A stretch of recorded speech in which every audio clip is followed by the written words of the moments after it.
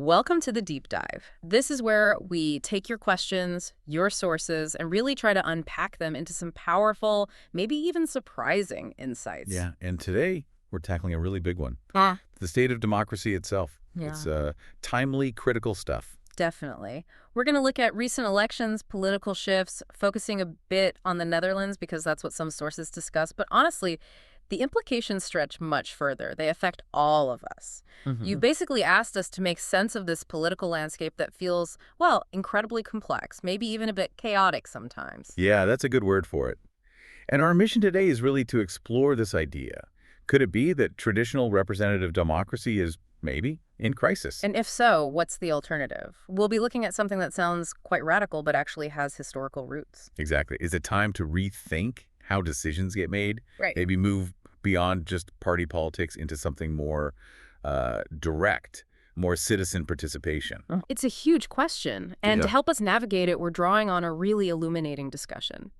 It features Professor C's Hamelink. He's a renowned journalist, scholar in international communication. Right. And he offers this really thought-provoking perspective on where things stand and maybe where they could be heading. He uses this term, doesn't he? Something about new unclarity. That's it. Professor Hamelink talks about our current political situation using a concept from the German thinker Jürgen Habermas, the new unclarity. The new unclarity. You know, that term really hits home for me. When I was younger, things felt clearer, didn't they? Oh, definitely. You were left, you were right, Labor, VVD, whatever. There were these sort of distinct ideological families. Even if you disagreed, you knew where the lines were drawn. But now, it feels like that's all dissolved. Complete. We're looking at, 20-plus parties in the Netherlands, hundreds of standpoints constantly shifting. It really does feel like almost every voter is now a swing voter. That's exactly the point. Those old ideological lines have just blurred incredibly. The source gives a striking example from the COVID era. Okay. Suddenly you had these really critical questions popping up about the pharmaceutical industry, about limitations on human rights. Right. But they were emerging from corners you wouldn't expect, from parties traditionally seen as right-wing, like Forum for Democracy. Huh. Interesting. Questions maybe the left might have historically championed. Precisely. It just showed that those old divides were already kind of Well, crumbling. and this isn't just a one-off thing, is it? Yeah. The sources mention another example that's just baffling, about rent increases. Ah, yes. Rents have shot up over, 40 years? Yeah. Especially at the lower end. Yeah, and then you see parties like the PVV, typically labeled right-wing, pushing for a 2-year rent freeze. And getting it into the government agreement, no less. Right, but here's the kicker. Traditional left-wing parties, Labor and Green Left, actually voted against it. It perfectly illustrates this new unclarity. It just doesn't fit the old boxes. It really doesn't. And there's another head-scratcher, pacifism. Historically, that was a core value on the left. Mm.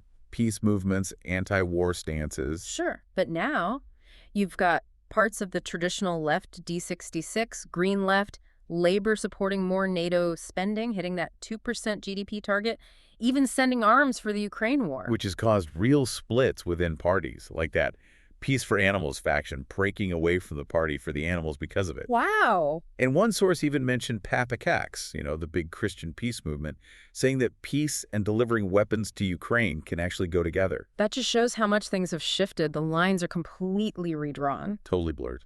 So where does this leave the political parties themselves? It sounds like they're struggling. They really are. They seem to lack that coherent, appealing story, a narrative that connects with people. You see it everywhere, right? Yeah. U.S. Democrats, Dutch left parties. People feel let down. Yeah, lots of voter disappointment. Yeah. Which leads us to a pretty controversial point from the sources. The idea that maybe the political parties themselves are actually part of the problem, not the solution. Ooh, that's a strong claim. Professor Hamelink uses an analogy for this, doesn't he? Something theological. He does. It's quite powerful. He compares parties to religious organizations or even sectarian groups. In what way? He argues they preach a single truth, their credenda, Yeah. and demand obedience.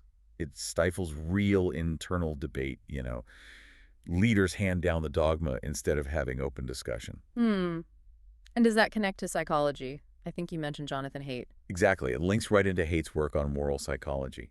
His research suggests our political judgments often come from intuition, from gut feelings, not really from reasoned debate, So we just want to be right. pretty much. It leads to the us versus them thing. We're right, they're wrong. And if it's all gut feeling, well, having a truly rational discussion becomes incredibly difficult. Okay, that's challenging. If our politics are driven by intuition, how do we ever get to what Dietrich Bonhoeffer called politics without religion? A truly secular, critical way of doing politics. Is that even possible? It's the fundamental question, isn't it?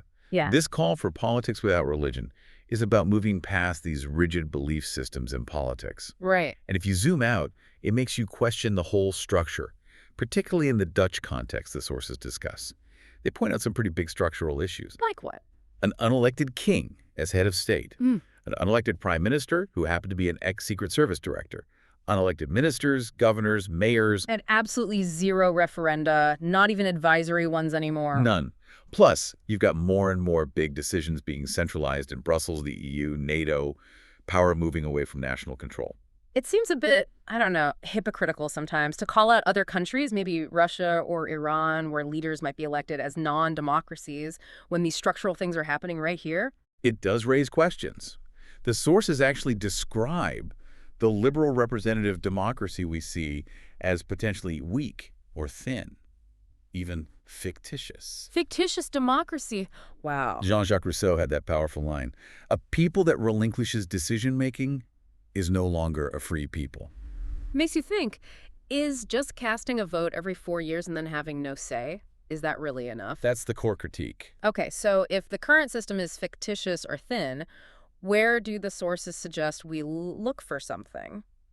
Well, real. What's the alternative? The sources really push for a deeper look at referendum democracy. Yeah. And specifically, they highlight the Swiss model. Switzerland. Yeah. But not just advisory votes. We're talking about the real deal. The decisive referendum, where the people's vote is binding, it actually makes policy. Okay, and Switzerland, the sources say, is the prime example of this. Like, it works from the ground up. Exactly. It's direct, bottom-up. It functions at the community level, the canton level, and the federal level. It's deeply embedded. And does it work? Are there tangible results? Well, look at Switzerland staying outside the EU, outside NATO, crafting its own independent path. That's a direct outcome of this system, according to the sources. But hang on, what about the argument that people just aren't trustworthy enough or knowledgeable enough? Won't they just vote for, more goodies, lower taxes, like we saw in early California referenda? That's a common concern, but here's the key insight from the sources. Yeah. It's a learning process. A learning process. Yes. Swiss citizens learn how to use referenda. Okay, maybe some early proposals are self-serving. But over time, people start to grasp the bigger picture, to consider the common good. So it's not just about the mechanism, it's about the culture around it. Precisely. Democracy isn't just institutions. It's a mindset, a way of thinking, how we live together. That sounds quite optimistic about human nature, considering, the Darwinist view that we're naturally selfish. Well, the sources acknowledge that egoistic tendency, but they also stress that humans can learn altruism. We can jump over our own shadow, act with compassion, care for others, and crucially, this can be taught. It can be developed. And how does that learning happen in practice? Critically, it starts small. At the local level, villages, towns, communities, people learn the ropes, see the benefits of cooperating, take responsibility. It's not just about voting every 4 years. It's about getting involved in citizen organizations, day-to-day stuff. You mentioned living there. Did you see this firsthand? I did. You'd see communities having really reasonable discussions about concrete local issues. Should we build this new road through the village? What about these army exercises nearby? Immigration policies. People get brochures outlining the pros and cons, and they genuinely engage. It's informed debate. Are there specific things about Swiss culture that help this work?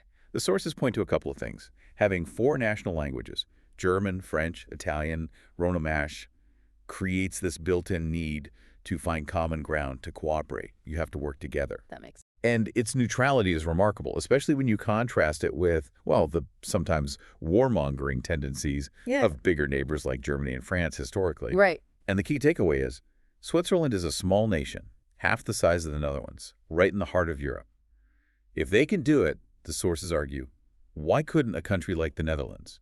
It proves it's possible. Okay, so if we want to move towards something more participatory like this, how do we actually cultivate that culture? What are the building blocks, the pillars, for a deeper democracy? Well, one huge pillar mentioned is education for citizenship. meaning we need to shift priorities in schools. It can't just be about STEM science, tech, engineering, math. We need to seriously emphasize the arts, creativity, philosophy, even for young kids. Things that foster critical, independent thinking. Like, the fact that music schools are closing down is actually a bad sign for democracy. It's a symptom, yeah. Hmm. A sign of misplaced priorities if you want citizens who can think for themselves and engage deeply. Okay, education is one. What else? How do we get people involved locally? That's the second pillar, rebuilding local communities. The idea is to start solving problems at the smallest possible scale. It's like in your apartment building. Exactly. Maybe the residents in a block of flats need to decide on shared facilities or rules. It sounds mundane, but it forces people to talk, negotiate, take collective responsibility. It might be difficult at first, people aren't used to it, but that's where the real learning starts. Makes sense. Learn by doing, basically. Yeah, and that connects to the third pillar, trusting the people. That sounds simple, but probably isn't. It's fundamental. Paulo Freire, the Brazilian educator, had that great advice. Never forget, trust the people. Even though people can make unwise choices sometimes. Of course, ordinary people aren't perfect, but the sources argue they often have a sober realism. And crucially, they're usually less tangled up in the conflicts of interest that elites might face. That's a fair point. The sources apparently also noted that sometimes highly educated elites in politics or media have caused, well, significant global problems, so experts aren't always right either. Exactly. It challenges the idea that only elites can make good decisions, which leads to the fourth pillar. Which is? Fostering a listening culture. This is absolutely vital. People need to genuinely listen to different views. Not just wait for their turn to talk. Right. It's contrasted with the typical parliament, which can often feel like a one-sided talk machine. That comparison between Switzerland's internal peace, despite language differences, and the wars between France and Germany is really stark here. It is. It suggests that real dialogue, built on listening, can actually bridge massive divides.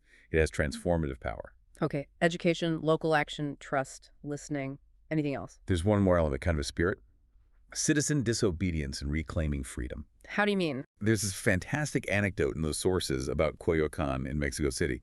The central government put up parking meters, and the local residents just collectively removed them. Really? They just took them down? Yep, as an act of civil disobedience. A refusal to just let the authorities dictate everything. A refusal to outsource their own freedom and local control. It's a powerful symbol of people taking agency back. Wow, that's quite a story. So those are the cultural shifts. What about tools? Does technology play a role? Absolutely. The digital horizon is seen as a huge opportunity. Think about all the new platforms, Instagram, YouTube, TikTok, other alternative platforms. How do they help? They enable grassroots democracy in a new way.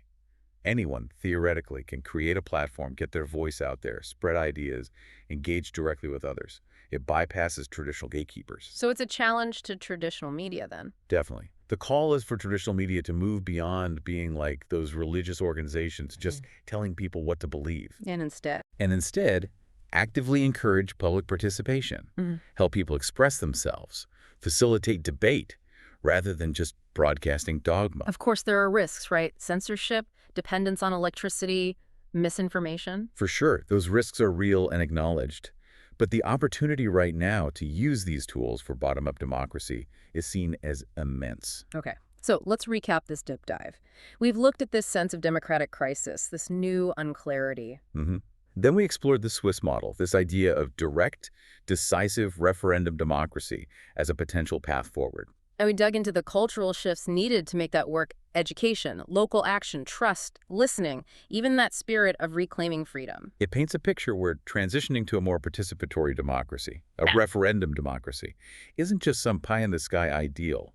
It's presented as a tangible possibility. But it takes work. Oh yeah, it demands patience, a willingness to learn, to really listen, and crucially, to trust in that collective intelligence. But the possibility is there if we choose to embrace it. So let's leave our listeners with a final thought.